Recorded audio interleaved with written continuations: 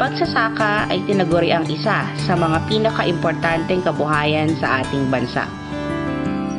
Sa tagal ng panahon, maraming magsasaka ang nanatili sa ganitong hanap buhay, sa pagbubungkal ng lupa, sa pagdudumi ng kanilang mga talampakan at mga kamay sa ilalim ng init ng araw, sa kadahilan ng napakarangal ng kanilang mithiin na matulungan at makapag-ambag sa pag-angat ng ating bayan.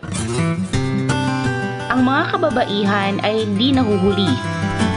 Maraming probinsya na may mga mahuhusay na babaeng magsasaka. Isa na dito ay sa Buguias, Benguet. Ako po si Eusebia Gatapasio at kasalukuyan dito sa Padang, Bacolongan Sur nakatira. Ako po ay membro ng Babudemco. Ang tinatanim po namin ay patatas, wombong, carrots, at iba pa.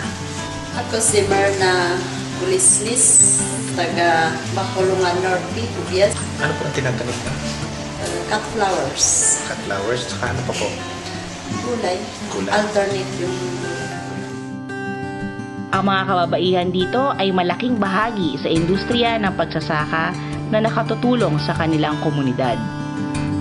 Sila ay may taglay na galing at talino na tinitingala bilang ehemplo ng pagtsatsaga sa araw-araw.